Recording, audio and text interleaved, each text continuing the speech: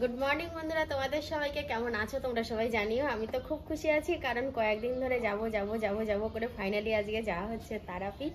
তো উঠে পড়েছি অনেক সকালে সকালে উঠে কিছু তোমাদেরকে শেয়ার করিনি, মানে একটু তাড়াহুড়োর মধ্যে ছিলাম। সমস্ত বলতে টুকটাক কাজ কমপ্লিট করেছি।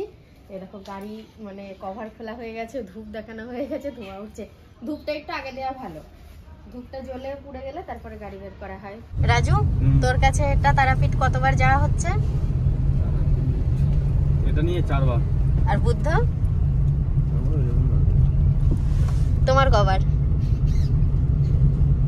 একবার। সবাই হিসাব করছে 2 বার 3 বার। আর ও এর আগে আমাকে গল্প করেছিল ও নাকি গেছিল, এখন কেন বললো একবারও না আমি জানি না, কিন্তু আমার কাছে ফার্স্ট টাইম। সত্যি আমি কখনো যাইনি, অন্যান্য জায়গায় গেছি, দক্ষিণেশ্বর গেছি, কিন্তু তারাপীঠ ফার্স্ট টাইম যাচ্ছি। বাড়ি থেকে সবাই গেছে, এমনকি মা ঘুরে এসছে তারাপীঠ, আমারই যাওয়া হয়নি এখনো, সেই যাবো করে। এখন গাড়ি খাবার খাবে, গাড়ি এখন না খেলে আর গাড়ি চলবে না। এদিকটায় আসলে কাকের ডাক শোনা যায়, কাটোয়া পার হলেই। তো একটা ব্রিজ রয়েছে, আমি সঠিক বুঝতে পারছি না এটা কোন জায়গা। অজয় ব্রিজ, আচ্ছা আচ্ছা অজয়। তো এখন সেলুনে এসছে, আমি চা খেয়ে চলে এসেছি গাড়ির মধ্যে। ও এখনো সেলুন থেকেই বেরোয়নি, ওদের চা খাওয়া হয়নি। তো আমি বাইরে কি করবো, আমি ওই জন্য ভেতরে এসেই বসলাম। কিন্তু বাইরের পরিবেশটা সুন্দর, আর বাইরে বেশ মিষ্টি মিষ্টি রোদ্দুর রয়েছে, সেটাও ভালো লাগছে। বাইরে এত এত এত আওয়াজ হচ্ছে, এত গাড়ি যাচ্ছে না, ওই জন্য ভাবলাম মানে ভেতরে বসে একটুখানি শুট নিয়ে নি। চাষিরাই দাম পায় না কিছু, মানে সত্যি তাই, খাটনিও হয় প্রচুর। তো এই যে ফুলকপি, এদিকে প্রচুর কপি, যেন এখন কপিগুলোকে বেশি ফ্রেশ লাগছে। গেলে চাইলে একটা দিও দেবে, উফ দারুণ লাগছে দেখতে, ওই দেখেই মন ভরে গেল। খাওয়ার থেকে দেখে বেশি শান্তি। সুন্দর লাগে না? দারুণ লাগে, দারুণ। কথায় কথায় গল্পে গল্পে কখন যেন তারাপীঠ চলে আসলাম। আমি তো বাড়ি থেকে ভাবছিলাম মনে হয় একটা বেলা হয়তো লেগে যাবে, কিন্তু সেরকমটা নয়। তো প্রথমেই গাড়ি পার্কিং করা হবে, ওই জন্য পার্কিংয়ে আসা হলো। এবার পার্কিং করে তারপর আমরা রুমে যাব। কবে থেকে আসবো আশাই হচ্ছে না। আজকে সকালেই বিগড়ে গিয়েছিলাম প্রায়, পুরো রেডি হয়ে ব্যাগপত্র বাইরে নিয়ে চলে এসেছি। আর আমি ব্লগে বলেছি তোমাদের দাদার একটা সমস্যা আছে, সেটা হলো ঘুম থেকে উঠে মেজাজ দেখানো। প্রত্যেক দিনের মতো আজকেও দেখাতে শুরু করে দিয়েছে, হয়ে গেছে আমার মাথা গরম। হট করে বলে বসলাম যে থাক, আর তাহলে আর যাওয়া হবে না। এবার আমার তালে তো সবাই আর তাল দিলে চলে না, বাড়ির সবাই বুঝিয়ে পারিয়ে আবার পাঠালো। মানে এরকম একটা ব্যাপার তৈরি হয়। সকালে কোথাও যদি বেরোনোর থাকে তাহলে বেরোনো পুরো ক্যান্সেল। গাড়ি পার্কিং হয়ে গেছে, এবার হোটেলের কাছেই চলে এসেছি। এবার গাড়ি পার্কিং যেখানে করেছি আর আমাদের রুম একদম কাছাকাছি। তো এখানে দেখতেই পাচ্ছ আমার বন্ধুদের সাথে দেখা হয়ে গেছে। এখানে একটু ছবি টবি তুলে নিই, তারপরে রুমে গিয়ে ফ্রেশ হব। ও রুমে এসে আগে টিভির খোঁজটা নিচ্ছে, মানে আগে দেখে নিল টিভির ছবিটা ঠিকঠাক আছে কি না। তো ও এই বিষয়ে খুব চিন্তিত ছিল, গাড়িতেও বলছিল যে এই হোটেলে যাবো যেন টিভিটা থাকে, আমি টিভিটা দেখে রাত্রিবেলা সময় কাটাবো। দিনটা আগে কাটাই, তারপরে তো রাত্রের চিন্তা। তো চলে এসেছি আমরা খানিকক্ষণ আগেই।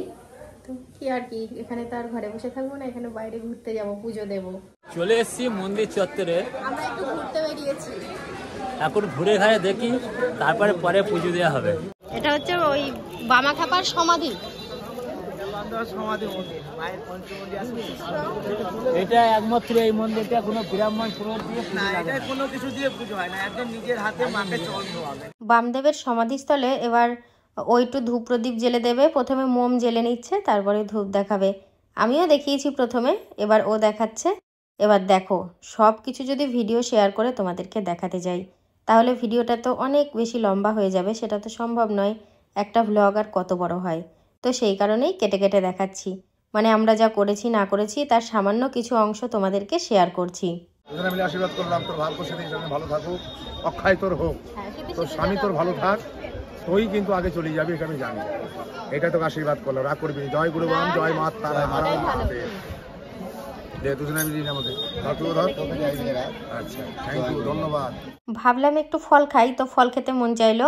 ফলের মধ্যে আর কি খাবো, ওই শশাই খাবো। তো ওই জন্য শশা নিয়ে নিচ্ছি, 2টো শশা নিয়েছি, বেশি কিছু নিইনি, আমি পাকা পেঁপে খাই না। তো অনেক কিছু ফলই রয়েছে, ও বললো সব কিছু ফল কেটে নাও না। তো আমি বললাম না ঠিক আছে, চলো শশাই নেওয়া যাক। একটু ঘুরে ক্লান্ত হয়ে গেছি, এবার রুমে চলে এসেছি। ওদের একটা শশা দিয়ে দিই না। দেখি শশা খাই কি। এই যে এখন পুজোর ডালা কেনা হলো, এখন যাচ্ছি পুজো দিতে। চলুন চলুন, এই দাদাদের সাথেই যাচ্ছি। প্রত্যেকদিন মায়ের কাছে অগণিত ভক্তের সমাগম ঘটে, তো আজকেও তাই। তবে আজকে হচ্ছে শনিবার, যার জন্য ভক্তের মাত্রা একটু বেশি, তো সবাই সেরকমই বলছিল। তো সব ভক্তের মাঝে আমিও গিয়ে লাইন দিয়ে দাঁড়াচ্ছি। তবে আমি এখানে এসে যা দেখলাম, এখানে কয়েক ধরনের লাইন আছে। তো যেই লাইনে তাড়াতাড়ি মায়ের কাছে গিয়ে পুজো দেওয়া যায়, আমি সেরকম লাইন দেখেই দাঁড়িয়েছি। আমারও ইচ্ছে ছিল সেই লম্বা লাইনেই দাঁড়াবো, কিন্তু রাত হয়ে যাবে বলে আর লম্বা লাইনে দাঁড়াইনি। যে লাইনে একদম মানুষের সংখ্যা কম, সেইখানেই গিয়েছি।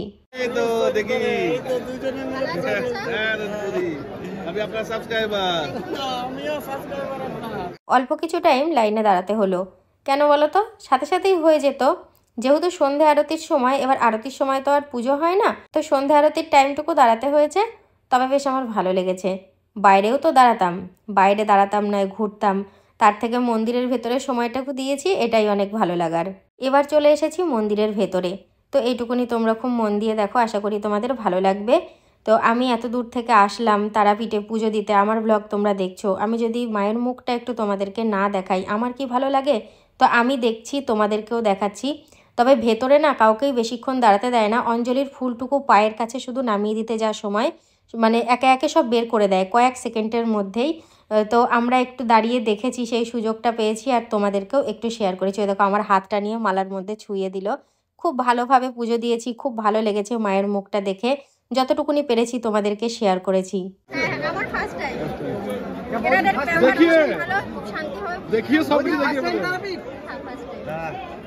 পুজো দেওয়া তো কমপ্লিট হয়েই গেছে, সেটা তোমাদেরকে বললাম। এবার পুজোর ফুল একটু আমাদের মাথায় আশীর্বাদ করে দিচ্ছে। তো ঠাকুরের কাছে এটাই প্রার্থনা করব, সবাই যেন খুব ভালো থাকে, সুস্থ থাকে, পরিবারের সুখ শান্তি বজায় থাকুক আমার, তার সাথে সবাই ভালো থাকুক। যিনি ঠাকুরমশাই ছিলেন উনি তো মাথায় ফুল ঠেকিয়ে আশীর্বাদ করে দিলেন। তারপরে ওই মায়ের যে প্রসাদ, সেই প্রসাদ একটু আমার হাতে একটু ওর হাতে দিয়ে বললেন যে আপনারা এই প্রসাদগুলো এবার খেয়ে নেন, তাহলেই একদম পুজো সম্পন্ন হয়ে যাবে। খুব ভালো লাগলো মায়ের মন্দিরে এসে। এটা নিয়ে ফার্স্ট টাইম আসলাম। আশা রাখলাম আবার খুব তাড়াতাড়ি মায়ের সাথে দেখা হচ্ছে। মা আছে বাবা থাকবে না, সেটা কি কখনো হয়? মায়ের ঘরের পাশাপাশি কিন্তু বাবার ঘরও রয়েছে।